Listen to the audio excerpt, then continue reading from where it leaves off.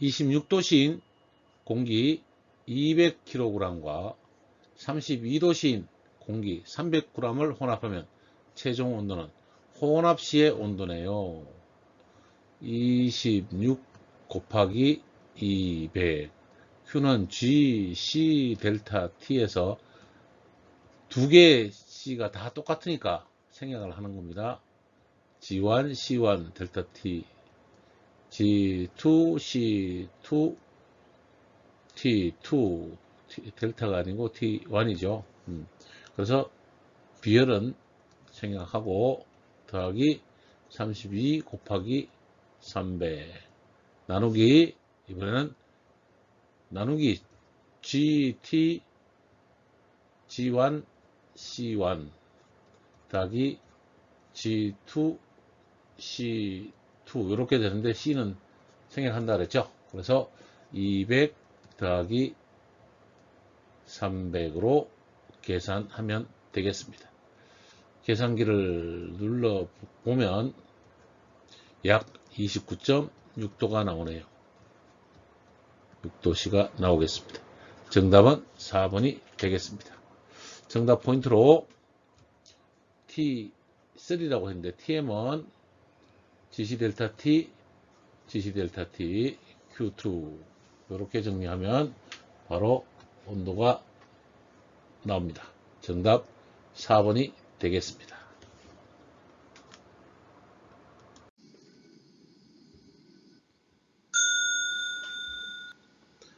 다음에 표시된 벽체의 열 관리율은 단 내표면의 열 전달률 알파 E는 8W per square K. 이후부터는 단위는 생략하겠습니다. 외표면의 열 전달률 알파 아웃은 20. 벽돌의 열 전도율 람다는 0.5. 단열재의 열 전도율 람다는 0.03. 몰탈의 열 전도율은 0.62. 우리가 열 통과율 K 값을 구할 때는 저항분의 1 이렇게 쓰고요. 제가 항상 알파 아웃분의 1 플러스 람다분의 L, 여기에 모든 재료의 합을 다 각각 더해주면 되고 알파 인분의 1 요 값을만 계산하면 된다고 했습니다.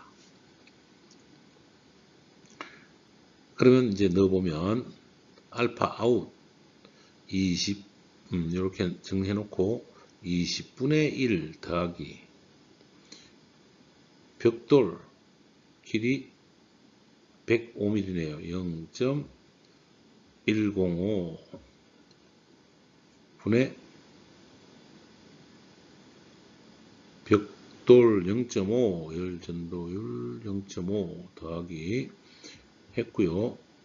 단열재는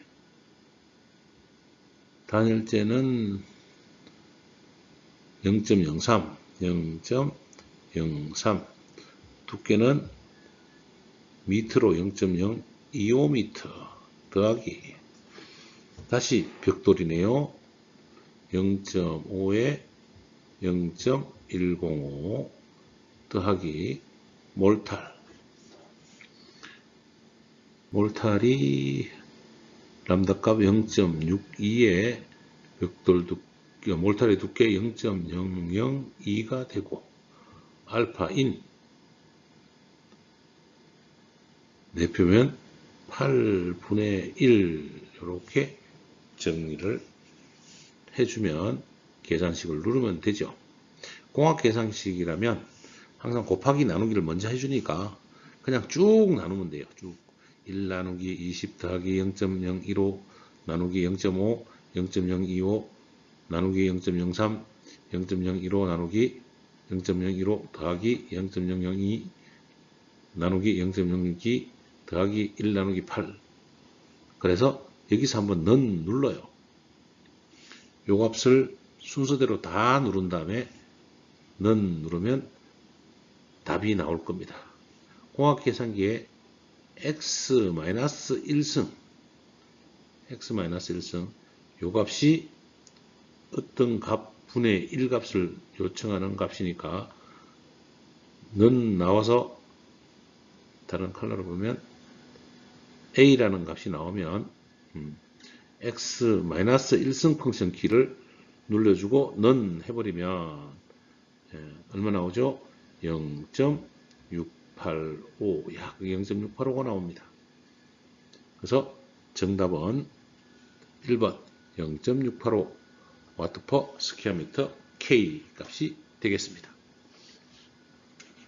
정답 포인트 K 값은 R분의 1에 대한 모든 값을 더하고 나중에 X분의 X-1승을 정리하면 0.685의 계산식이 나옵니다.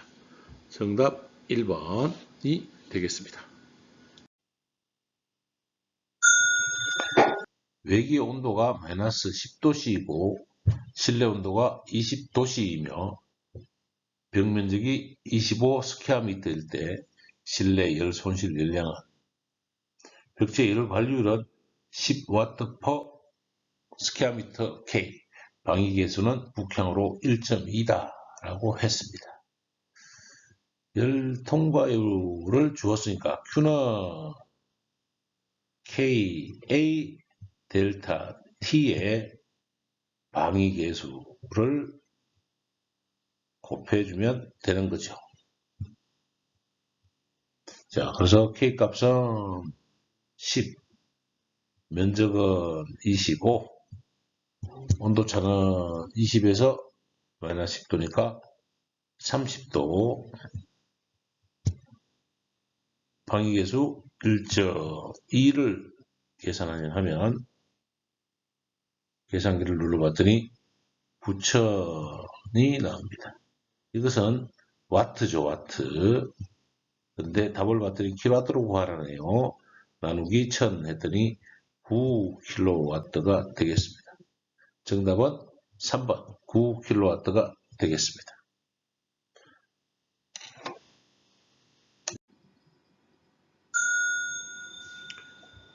극간풍의 풍량을 계산하는 방법으로 틀린 것은 1번 환기해수에 의한 방법 있습니다. 2번 극간 길이에 의한 방법 있습니다. 극간 길이는 크래크법이라고도 하고 크래크법 또는 틈새길이법 이렇게 이야기도 합니다. 3번 창 면적에 의한 방법 창문의 면적에 의한 방법 있습니다. 4번 제실 인원수에 의한 방법 제실 인원수에 의한 방법은 환기풍량을 계산할 때 사용하는 방법입니다. 극간풍의 풍량하고는 관계가 없습니다. 교재에 잘 나오지 않지만 하나 더 있는 것은 이용 빈도수에 따른 이용 횟수죠. 횟수에 따른 극간풍을 계산하는 방법이 있습니다. 이용 빈도수에 의한 방법 이렇게 네 가지가 있을 수 있겠습니다. 정답 포인트로 극간풍량 산정법은 환기해수법, 틈새길이법, 크래크법, 3번 창문면적법, 4번 이용 빈도수에 의한 방법, 제실 인원수에 의한 방법은 없어서 정답은 4번입니다. 환기해수법에 의한 외기 극간풍량은 전체 실의 최적에다가 환기 횟수를 구하는 것이고요. 틈새길이법, 즉 크래크법은 크래크 전체 창문 틈의 길이에다가 틈당 풍량을 계산하는 방법. 창문 면적법은 전체 창문의 면적에 창문 면적당 풍량을 계산하는 방법이 있습니다. 이용 빈도수에 의한 방법은 마찬가지로 실의 최적에다가 이용 횟수에 의한 풍량을 계산하는 계산식이 되겠습니다. 극한 풍량 계산하는 방법 살펴보았습니다.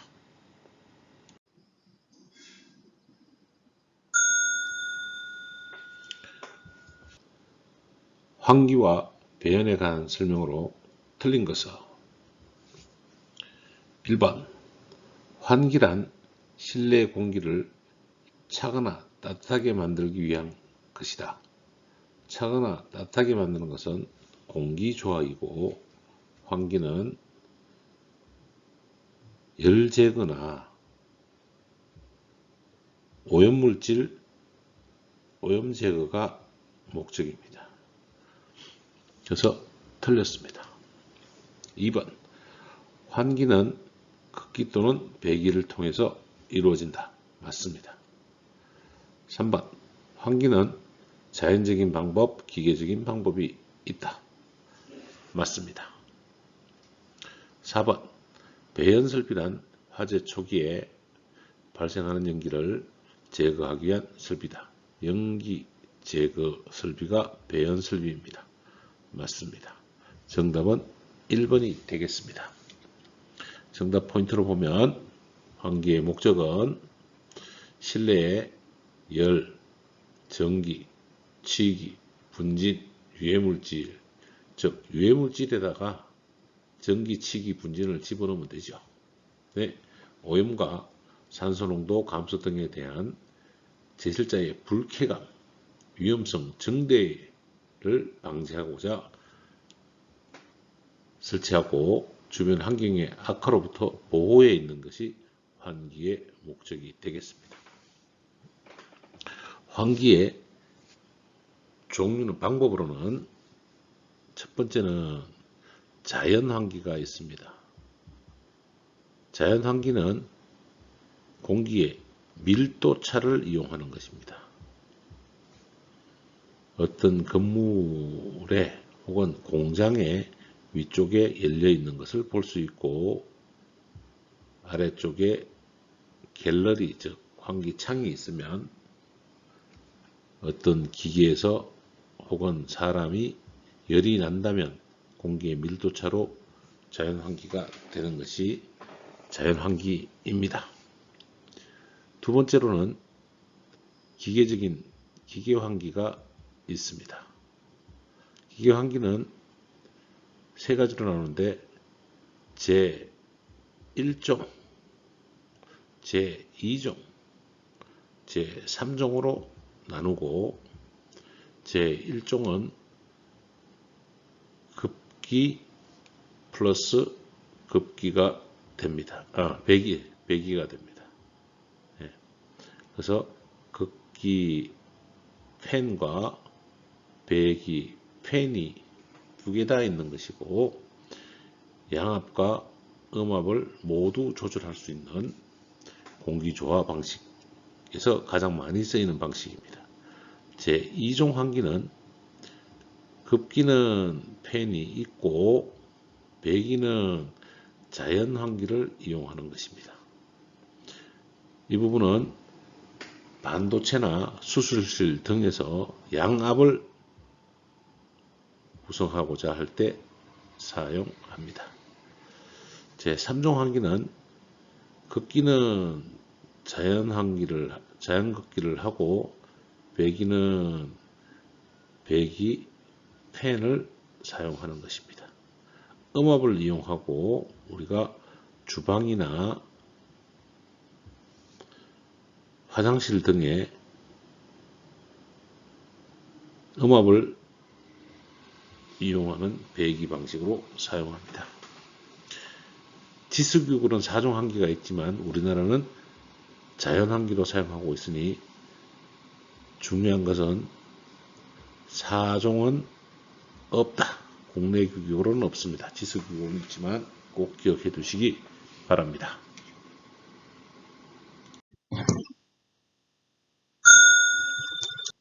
냉방 시 공조기에 송풍량을 산출하는 데 가장 밀접한 부하는 제열, 외기, 펌프 배관, 실내 치덕일량 중에서 실내 치덕일량으로 공조기 송풍량을 산출합니다.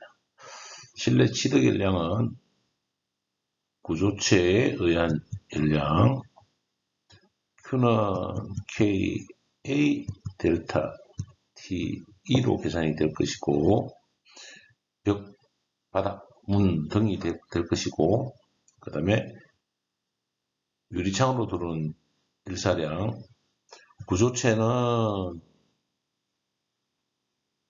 벽, 유리의 구조체로 들어오는 것이고, 일사량은 면적에다가 일사량이 더 추가되는 거죠. 여기에 구조체로 들어오는 일량, 그 다음에 실내 발생 일량이 있습니다. 실내 발생 일량은 조명, 인체, 기기 등에서 들어오는 일량이 있는데, 인체의 일정 부분까지는 현열이고, 인체의 잠열과 기기 쪽에서도 잠열이 나올 수 있습니다.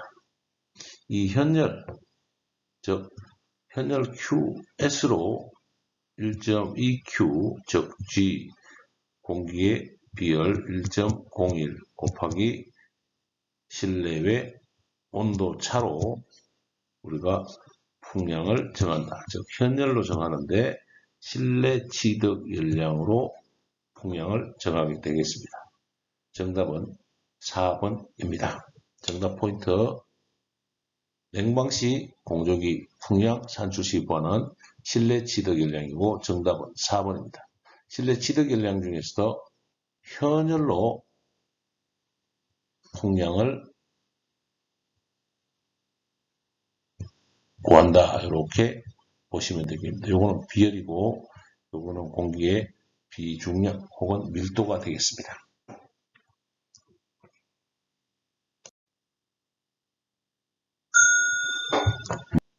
에너지 손실이 가장 큰 공조 방식은 공조 방식 구분부터 먼저 정리를 좀 두는 게 좋을 것 같습니다.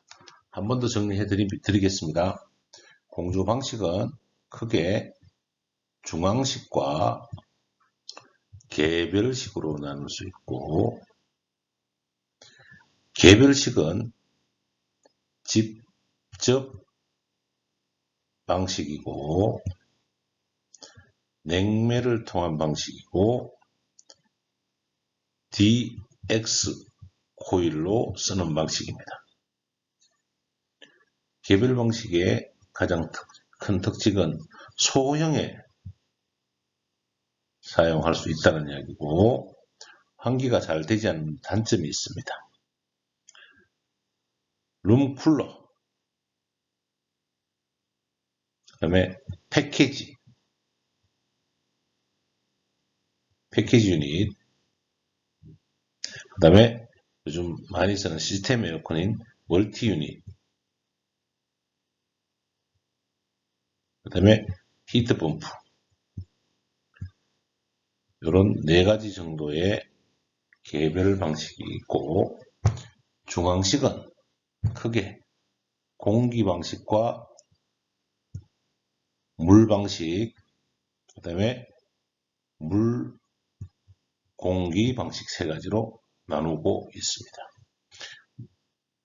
물 방식보다는 우리는 수 방식이라고 많이 표현을 합니다.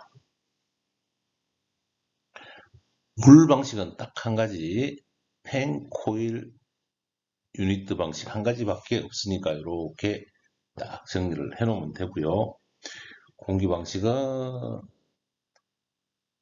단일 덕트, 이중 덕트, 멀티존, 각층 유닛, 각층존이라고 뭐 해도 외우기는 편합니다. 저는 각층존이라고 같이 쓰는데요. 덕트 패키지 방식, 덕트 병용 패키지 방식이라고 정리하는데요. 단일 덕트에서는 CAV 방식과 VAV, 정풍량과 변풍량으로 나눌 수 있습니다. 이제 물 공기 방식은 FCU에다가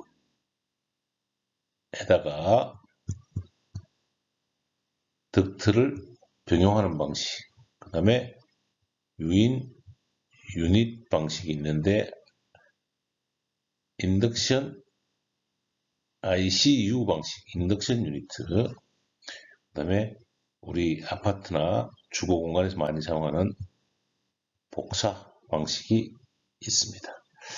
이렇게 중앙식은 물 공기 방식, 개별식은 집적 방식, 공기 방식은 단일 덕트, 이중 덕트, 멀티존, 각성 유닛, 덕트 앤 패키지.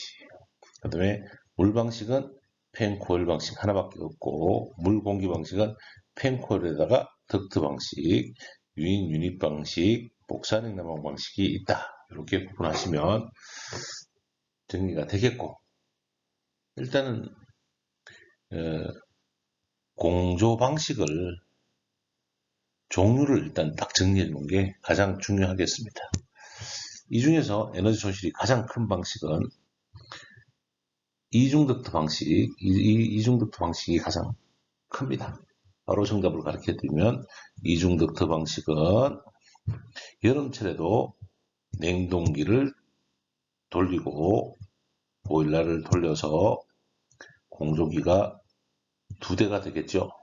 하나는 난방을 하고 하나는 냉방을 해서 더운 바람과 찬바람을 각각 넣어주죠.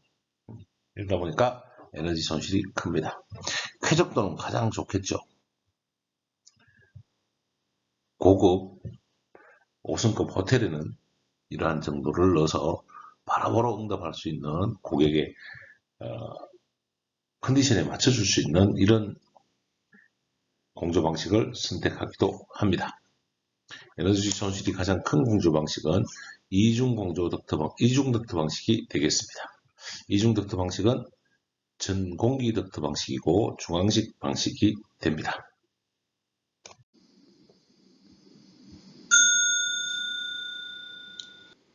유인 유닛 공조 방식에 대한 설명으로 옳은 것은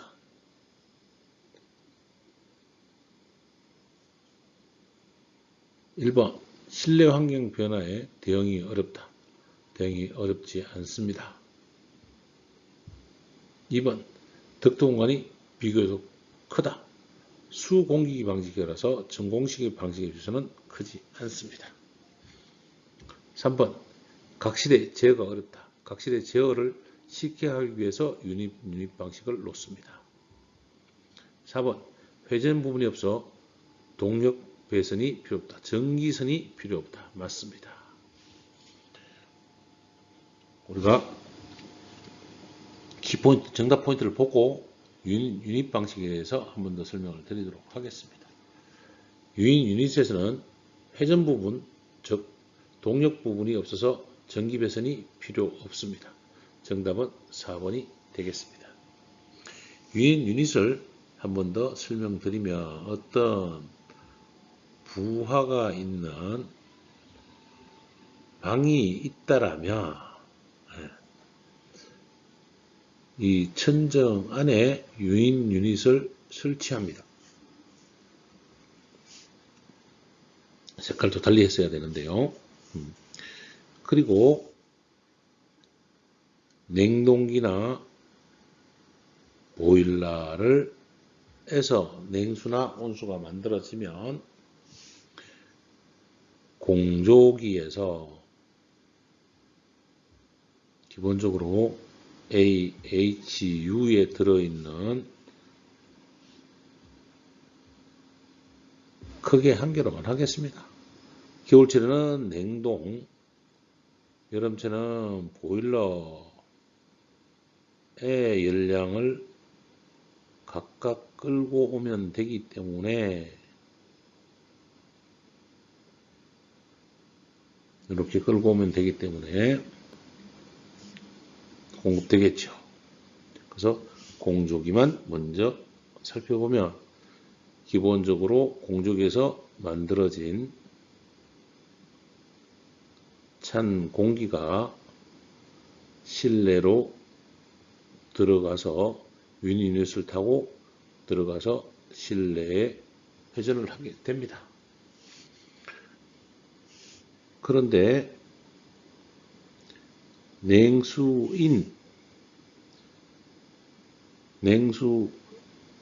헤드에서 냉수를 또한 만들어서 공급하고 리턴에서 빼가고 요 공급된 배관 라인이 여기서 대기하고 있는 거죠.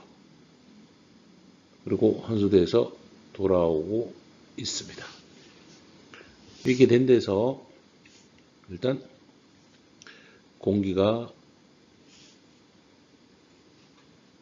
혼합이 돼서 지나가면서 실내에 있는 공기도 같이 빨려 들어가서 혼합되는 방식이 인덕션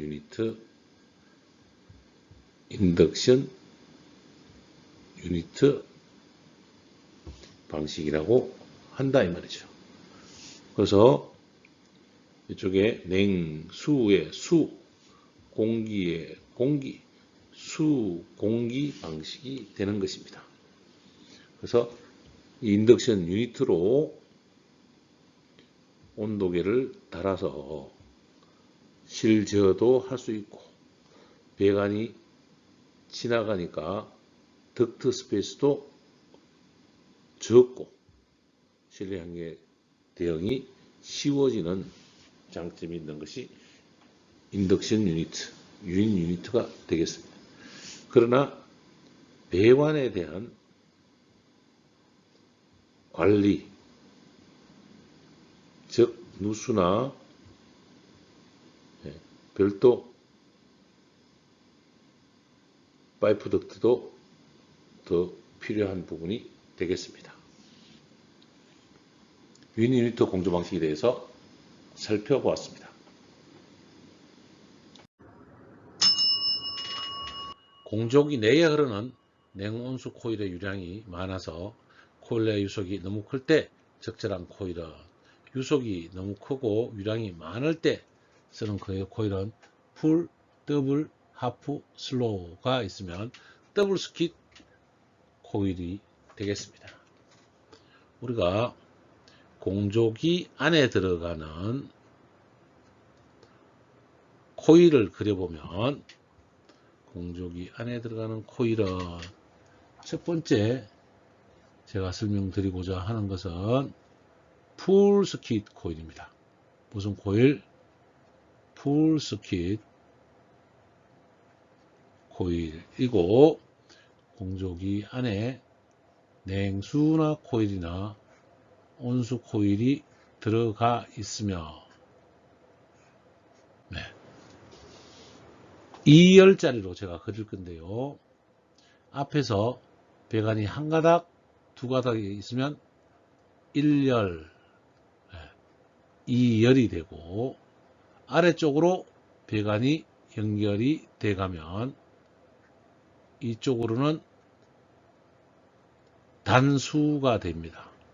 지금은 5단, 2열이 되고 풀스킷 코일은 헤드를 그려줘야 되겠네요. 헤드, 냉수 공급 헤드에 배관이 동관이 일반적으로 연결되죠. 그리고 냉수 환수 헤드가 이렇게 되어 있는데 정확하게 공급 헤드에서 한 배관으로 들어가서 한 개의 배관으로 나오는 것을 이것을 풀스킷 헤드라고 하고,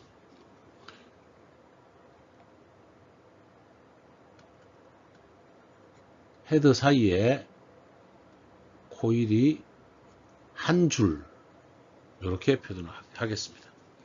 이 풀스킷은 유량이 적은 곳에 사용을 합니다. 두 번째, 하프스킷을 설명드리면, 하프스킷은 공조기가 있고,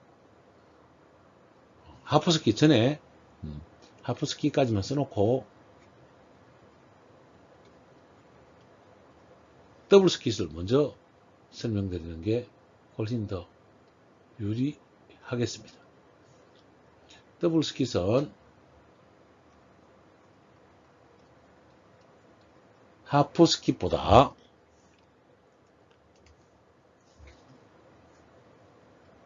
헤드를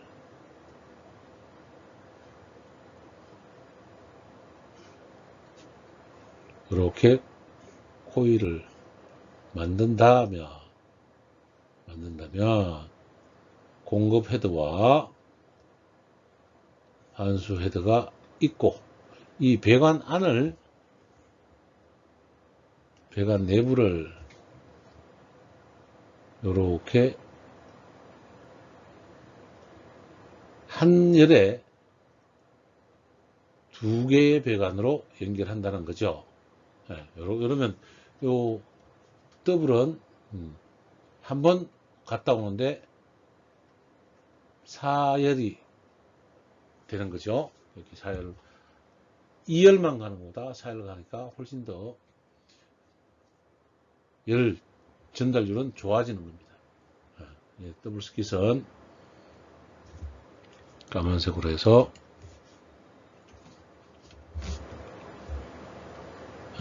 까만색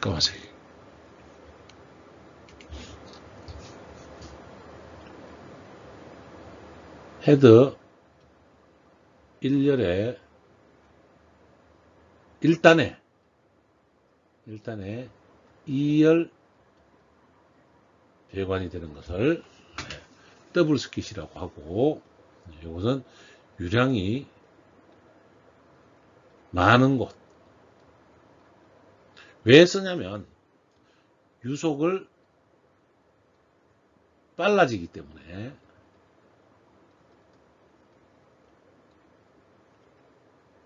유속이 빨라지면 부식이 심해집니다. 부식 방지를 위해서 더블 스킷을 쓰는 거고요. 이제 하프 스킷을 설명드리면, 하프 스킷은 이렇게 된 코일에 급수 헤드는 아래 위 상부로 2단을 설치하고, 리턴 헤드는 한 개만 설치하는 거예요.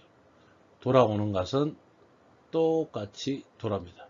이렇게 생긴 것을 하프스킷이라고 하고, 이 하프스킷은 유량 분배를 좋게 하기 위해서 사용하는 방식이 되겠습니다. 그래서 유량이 많은 곳에 더블 스킷 코일을 사용하고 합니다. 이제 정답 포인트를 보면, 더블 스킷은 유량이 많으면, 유속이 크면 더블 스킷을 써서 많은 유량도 처리하고 유속도 낮출 수 있는 거죠. 일반적으로 유속은, 코일 내의 유속은 0.1 m/s, 0.1이 아니죠. 1 m/s 이내로 조절을 합니다. 이건 지워주는 게 좋겠네요.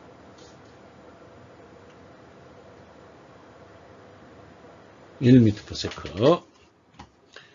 가장 크게는 1.5 m/s 이내로 조절을 해 줍니다. 2번 풀스킷은 싱글 플로우라고 하고, 유량이 적어서 코일 유속이 작을 때 사용합니다. 자, 정리를 하면,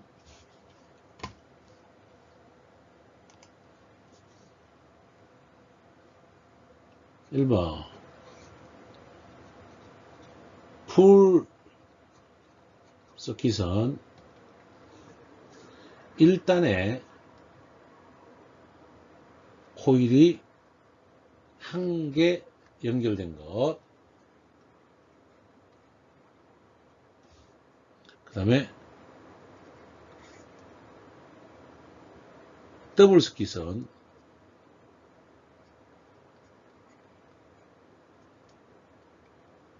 한 단에 코일이 2개 연결된 것입니다. 이 사이에 있는 것이 하프 서킷이 있죠. 하프 서킷은 공급 헤드가 2개이고 리턴 환수 헤드는 1개인 장비를 말합니다. 하프 서킷은 유량 분배를 위해서 사용하는 것이고, 더블 서킷은 유량이 많을 때 사용합니다. 공적이 코일의 열수와 단수, 풀스킷, 더블스킷, 하프스킷에서 살펴보았습니다.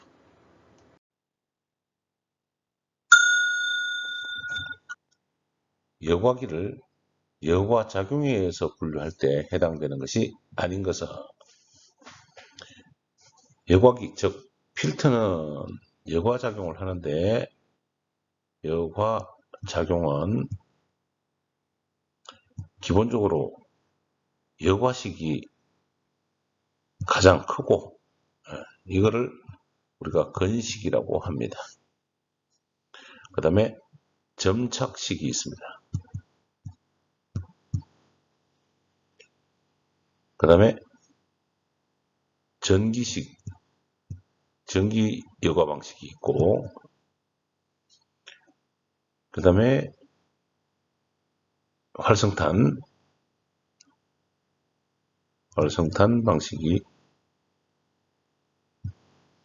있어서 4가지로 여과작용을 해 나갑니다. 이것을 유니티에 넣을 거냐, 유니티에 넣어서 우리가 청소할 거냐, 두 번째, 교환을 할 거냐, 세 번째, 자동 청소를 할 거냐, 네 번째, 자동 재생을 할 거냐, 이렇게 나누면 되는데,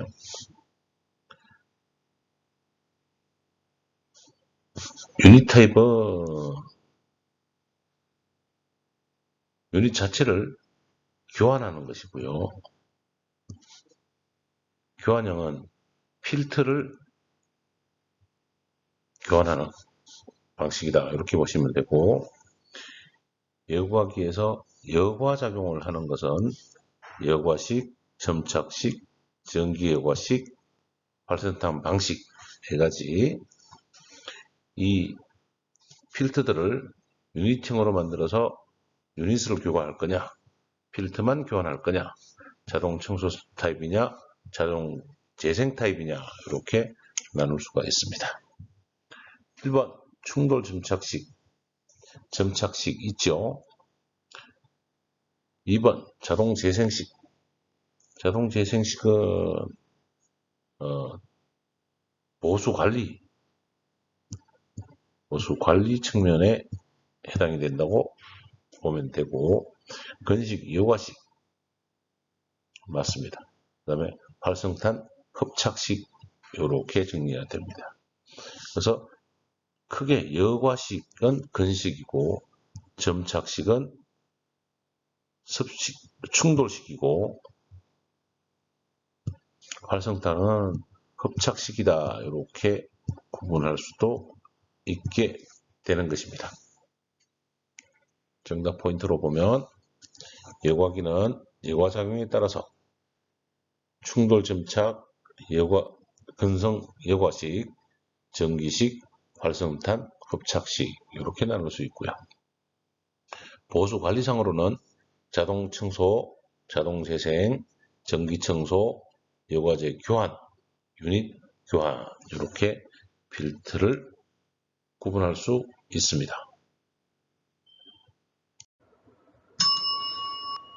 공기 여과기의 성능을 표시하는 용어 중 가장 거리가 먼 것은 공기 여과기 에어필터네요. 1번 제거 효율, 2번 압력 효율, 3번 집진 용량, 4번 소재 종류. 성능 표시에서는 소재의 종류는 해당되지 않겠습니다. 정답은 4번입니다. 공기 여과기의 성능을 테스트하는 방법은 1번 먼지를 무게를 재는 중량법이 있고요. 두 번째는 필터의 색을 보는 비색법이 있습니다. 3번 빛의 산란, 먼지, 개수를 해는 DOP법이 있습니다. 공기여과기의 성능을 표시하는 용어는 제거 효율은 포집률이라고 하고, 압력 손실, 집진 용량은 포집 용량이라고도 표현을 하는 공기여과기의 성능 표시, 제거 효율, 압력 효율, 집진 용량 세 가지고 정답은 4번이 되겠습니다.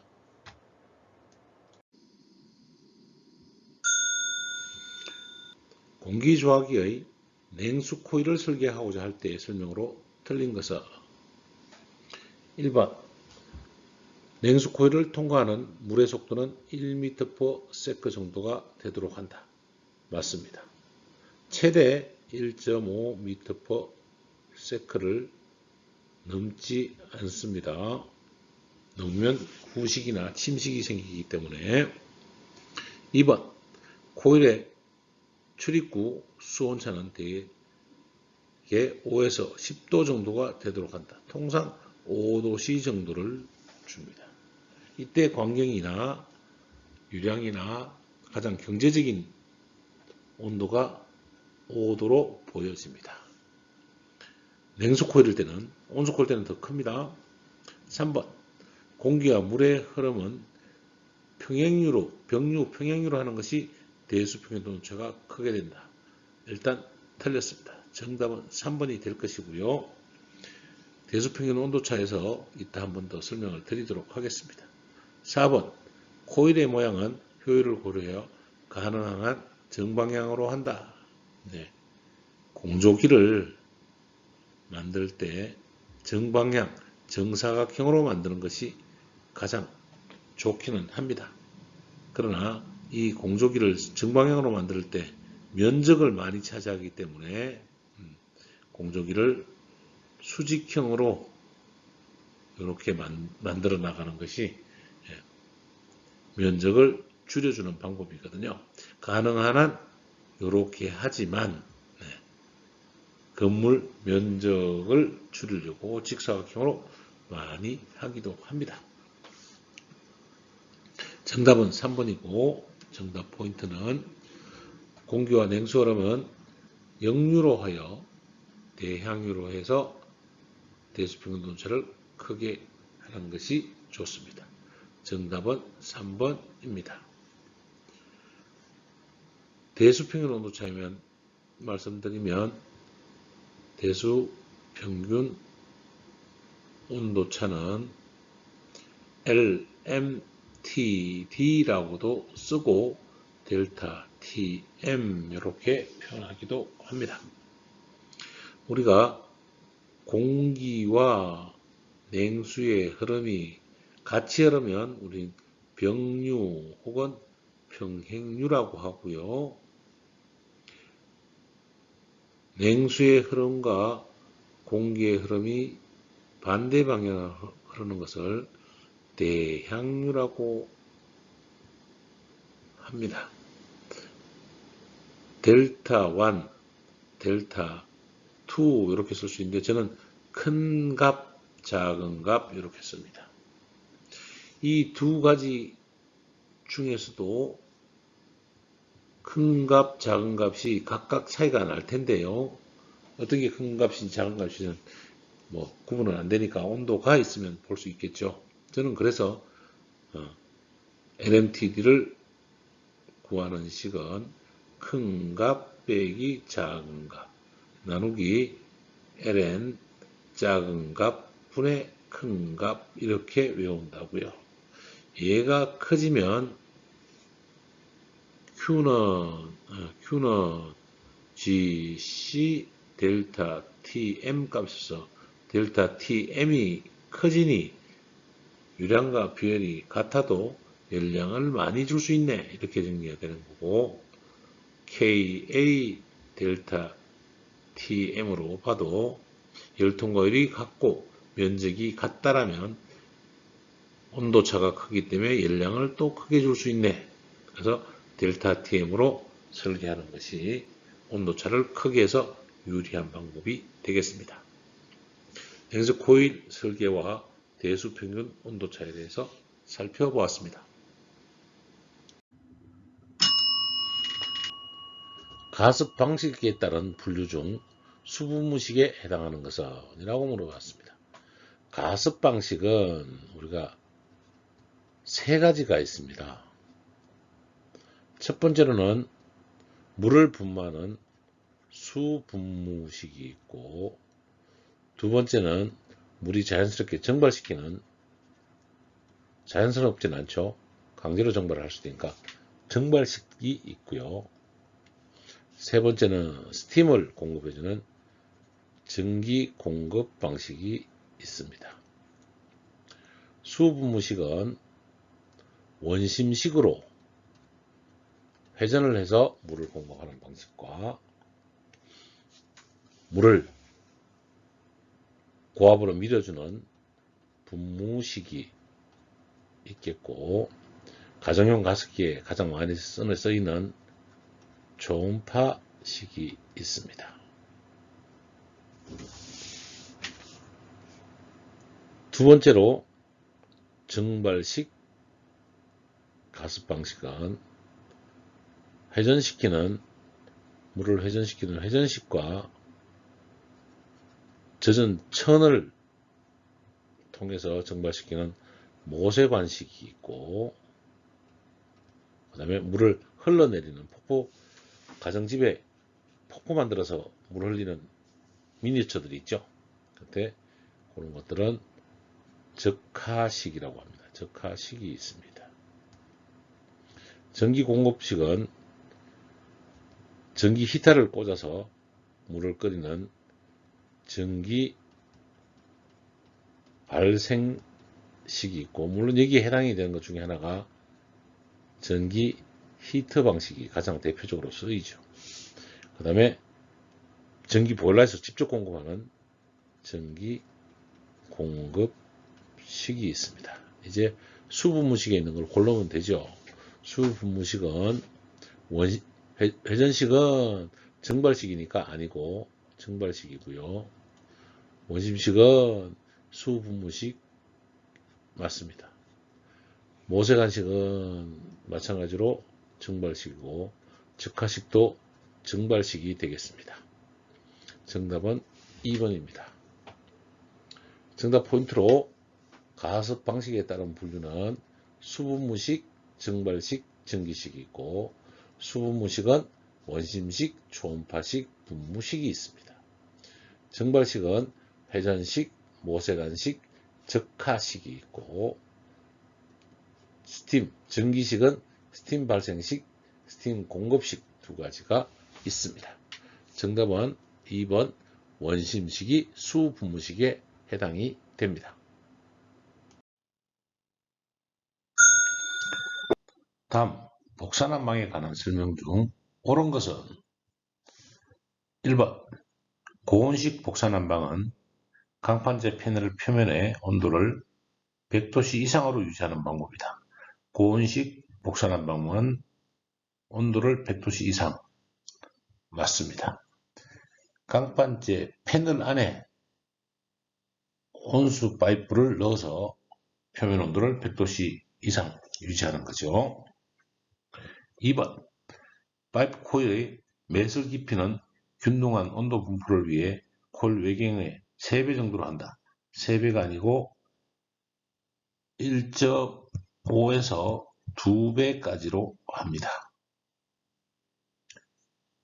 3번, 온수의 공급 및 환수의 온도차는 가열면의 균일한 온도 분포를 위해 10도 이상으로 한다. 10도 이상이 아니고 7에서 10도씨 정도로 합니다. 10도 미만이 맞는 거죠. 틀렸습니다. 4번, 방이 개방된 상태에서 난방 효과가 있으나 동일 방열량에 비해 손실량이 비교적 크다. 난방 효과가 있는 것은 맞고 다른 방열량에 비해서 손실량은 비교적 작다가 맞습니다. 크지 않습니다. 그래서 틀렸습니다.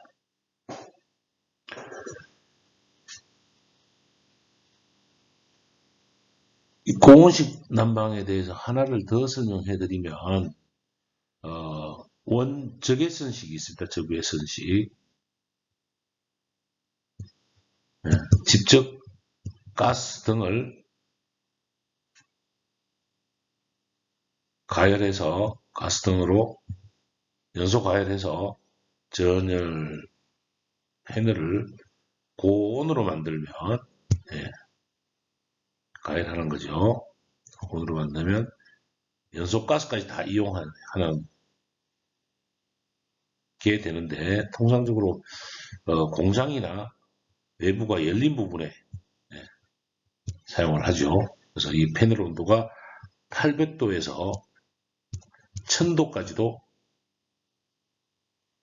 나오는 난방을 고온 복사식 난방이라고 하고, 고온 복사식 난방 중에 원적외식도 있다. 이렇게 보시면 되겠고요. 정답 포인트로 복사난방에 대한 코일 간격은 200에서 250mm 정도, 파이프 길이는 한 라인당 50m 이하로 씁니다. 파이프 코일의 매슬 깊이는 관경 1.5에서 2배, 냉온수 공급의 환수 온도차는 7에서 10도씨 미만, 난방용 온수 온도는 40에서 50도 정도로 주는 것이 좋습니다. 정답은 1번, 고온식 복사난방은 패널 표면의 온도를 100도씨 이상으로 하는 방식이다. 가 되겠습니다.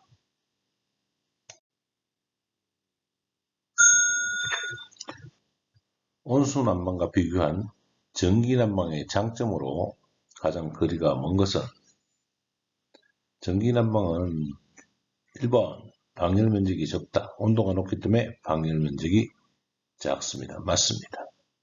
온수난방에 비해서 설비비가 저렴하다. 열량이 높고 잡열을 이용하므로 배관 구경도 작아지고 설비비가 저렴합니다. 3번, 방열량 조절이 용이하다. 전기난방은 방열량 조절이 용이하지 않습니다. 4번, 예열시간이 짧다. 전기난방은 예열시간이 짧은 장점이 있습니다. 그 다음에 단점으로는 쾌적도가, 쾌감도라고도 하고 쾌적도가 불쾌할 수 있습니다. 장점으로 더 추가할 수 있는 것은 온수난방에 비교해서 동파 우려가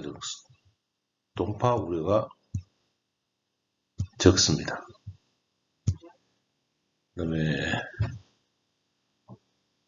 전기난방이니까 부식이 온수난방에 비해서 적습니다. 온수난방은 백강관을 사용해야 되지만 전기난방은 백강관 사용 불가입니다. 왜 그러냐면 아연 도금이 탈락하기 때문에 그렇습니다. 아연 도금이 탈락하면 스트레이너를 막힘 현상이 생깁니다. 그래서 온수난방은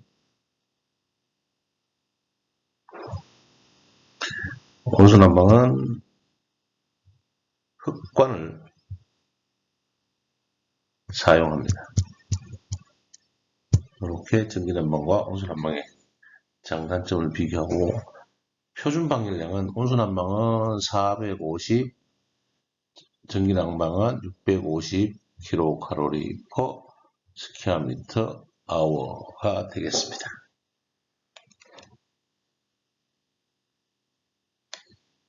정답 포인트로 전기난방은 전기량의 제어가 어려워서 방열량 조절이 어렵다. 정답은 3번이 되겠습니다.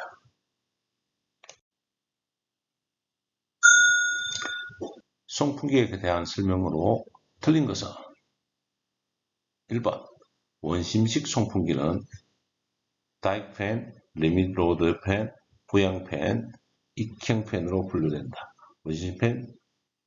원심식은 다익형, 리밋로드, 부양, 익형으로 분류할 수 있습니다.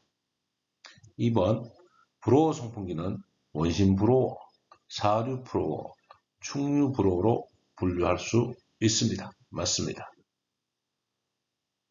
원심팬보다 브로어가 정압이 좀 더 높습니다.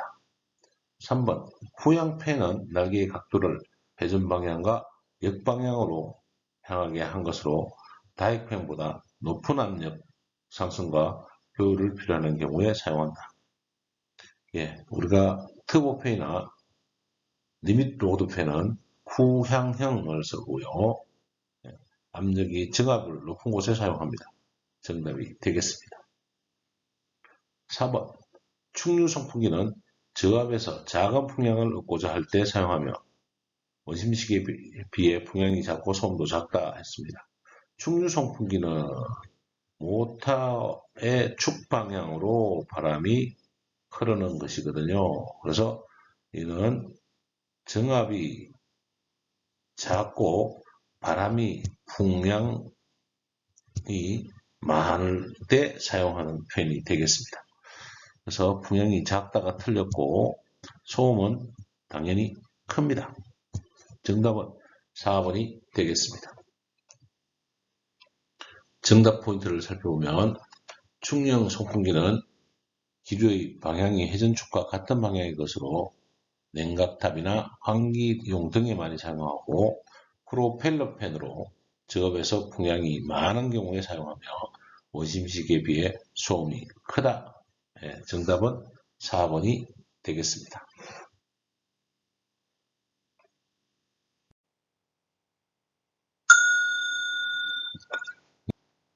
통과 풍량이 350 큐빅미터 per 미니트일 때 표준 유닛형 에어필터 수는 약 몇 개인가? 단 통과 풍속은 1.5 미터 per sec, 통과 면적은 0.5 스퀘어 미터이며 유효 면적은 85%이다. 그림 해설로 보면 공조기 안에 나가는 풍량이 350 cmm 큐빅미터 per 미니트 일 때 여기에 들어가는 필터는 몇 개인가를 물어보고 있다는 이야기죠. 이 한 개의 필터의 요 면적을 알면 나누면 되죠. 그러면 개수가 나오겠죠. 이 한 개의 면적을 계산하면 풍속이 1.5이고 통과 면적이 0.5니까 요 면적으로 들어가는 풍량 Q1을 하나 더 먼저 잡아버리면 Q1은 0.5 곱하기 1.5에 85% 0.85가 될 것이고, 이 전체 풍량이 얼마요? 350에 미터 퍼 세컨이니까 60으로 나누면 정확하게 개수가 나오겠습니다. 이 부분이 한 개당 개당 풍량이 되는 것이거든요. 그래서 350 나누기 0.5 곱하기 1.5 곱하기 0.85 곱하기 60 했더니 개수가 약 9.15개가 나오네요. 그러면 우리가 정리해줘. 몇 개로? 소점 이하는 무조건 올림입니다. 그래서 10개가 정답이 되는 것이죠. 10개.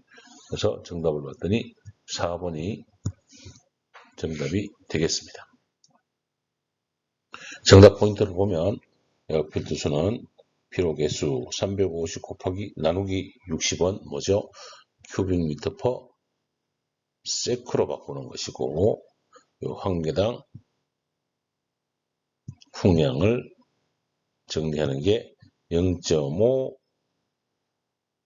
A, 1.5는 속도 풍량에다가 면적 효율 0.85 했더니 9.15.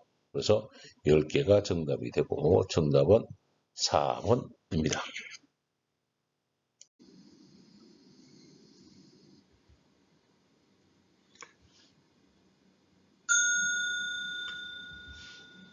덕트의 설계법을 순서대로 나열한 것 중 가장 바르게 연결한 것은, 덕트를 설계할 때는 풍, 방, 치, 경, 치, 송, 시, 풍방치, 경치송시라고 통상적으로 하는데요. 풍, 송풍량입니다. 1번. 2번은 공조, 방식을 결정해야 됩니다. 3번, 치출구, 위치를 정합니다.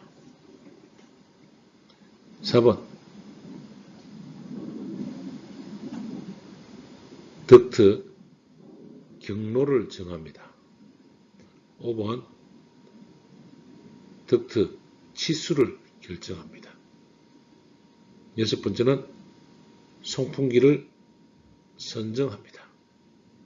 7번째는 설계와 시방을 작성합니다. 이 순서에 맞는 거 보면 송풍량과 치수가 먼저 나오네요. 그러니까 송풍량을 먼저 정하고 풍, 송풍, 방, 덕트의 방식은 없네요. 덕트의 경로, 풍방,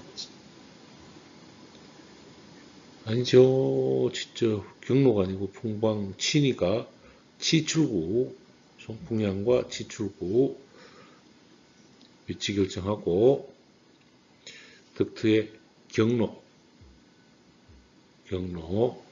덕트의 치수, 송풍기 선정, 설계도 작성, 시방까지 작성하면 되겠죠. 2번이 덕트의 설계법을 순서대로 나열한 것입니다. 정답 포인트 보면 덕트의 경치 순서는 풍, 방자가 빠졌고요. 치, 경, 치, 송, 시 이렇게 정리하면 되겠습니다. 이거는 방식입니다. 방식까지 넣을 수 있으면 가능하고, 저는 풍, 방, 치, 경, 치, 송, 시 이렇게 결정하고 정리합니다. 덕태의 설계순수법을 살펴보았습니다.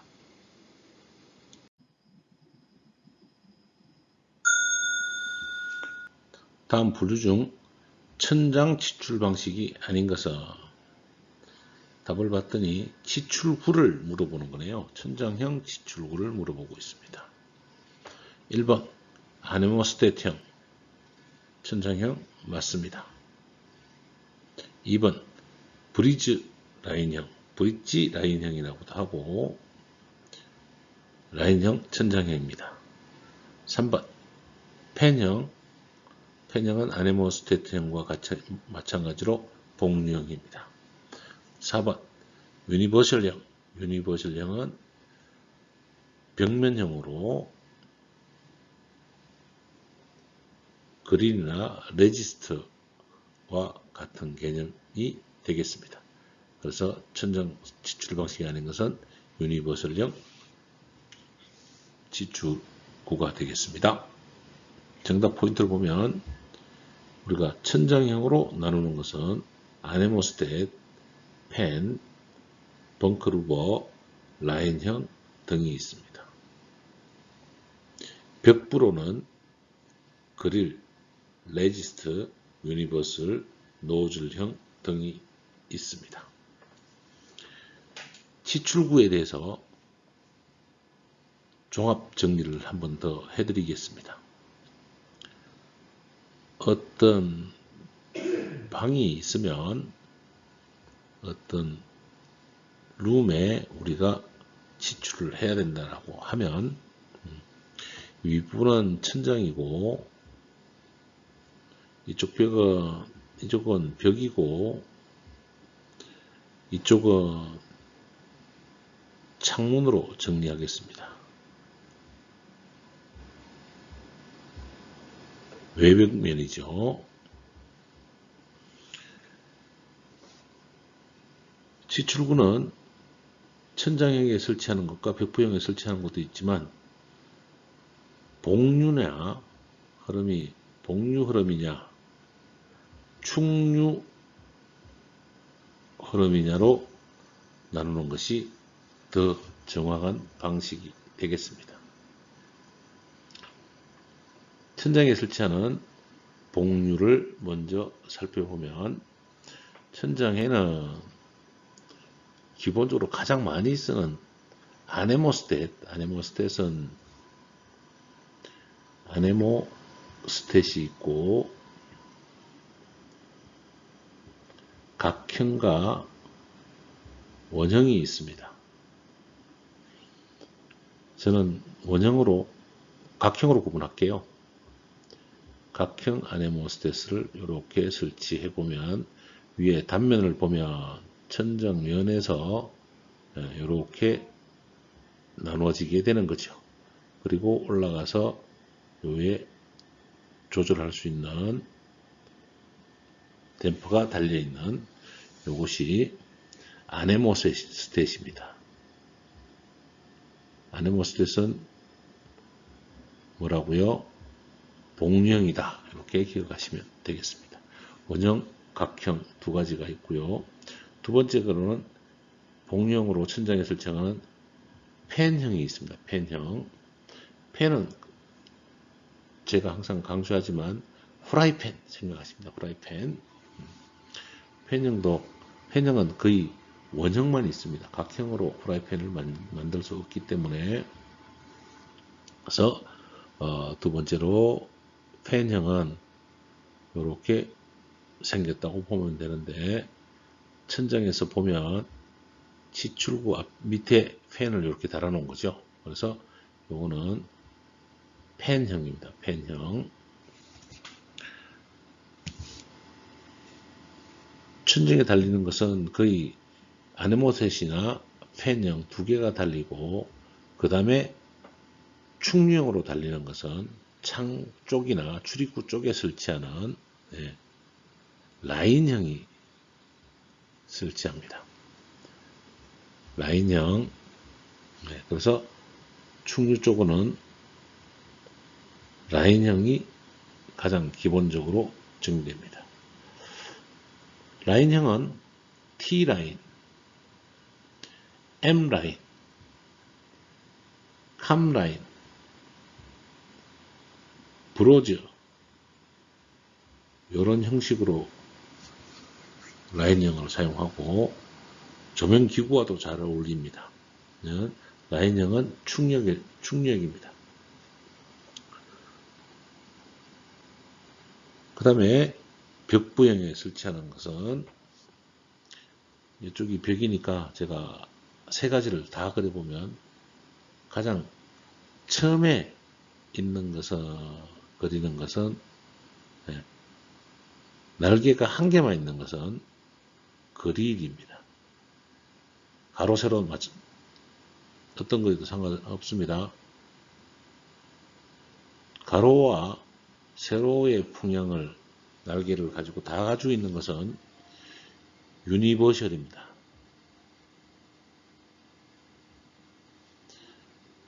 그 다음에 가로 세로 날개 즉 유니버셜형에다가 뒤에 댐퍼가 달리면 얘를 레지스트라고 합니다. 그리고 실외벽 쪽으로 환기를 주는 것은 이쪽이 실외 쪽으로 이렇게 뭐 더 달아야 된다면 실외 쪽을 보고 이렇게 빗물을 정지해서 설치되는 것은 얘는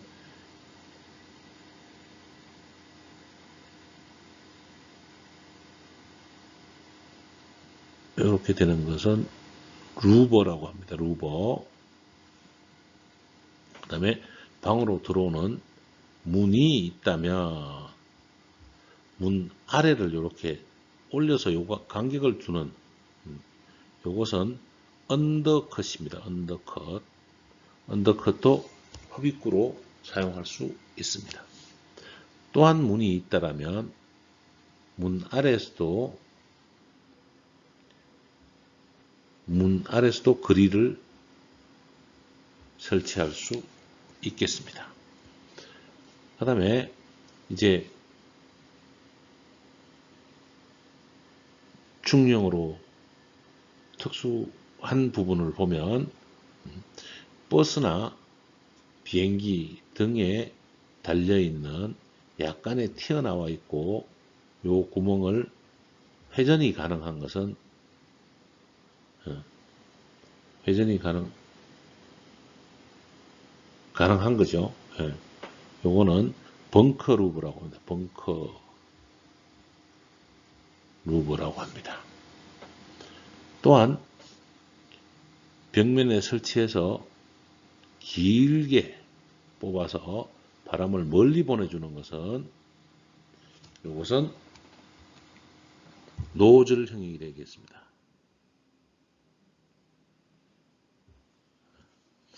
이 외에도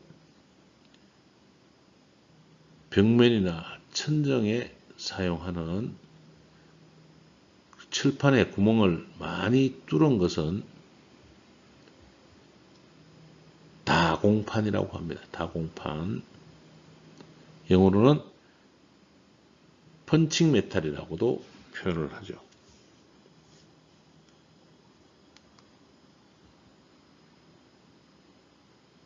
이렇게 구분을 해서 쓰기도 합니다. 이제 라인형이라면 이제 또 충유형 중에서도 지금 방금 본 벙커 루버나 그 다음에 노즐형 요 타입이 있고 전산실이라면 바닥에 아래쪽으로 바람을 넣어주는 배기구로 설치하기도 합니다. 이렇게 치출구에 대해서 전체적인 형태를 살펴보았습니다. 보일러의 종류 중 원통 보일러의 분류에 해당되지 않는 것은 원통 보일러, 우리가 통상 보일러 그러면 다 원통 보일러인데요. 보일러의 가장 기본적인 보일러는 노통 보일러죠.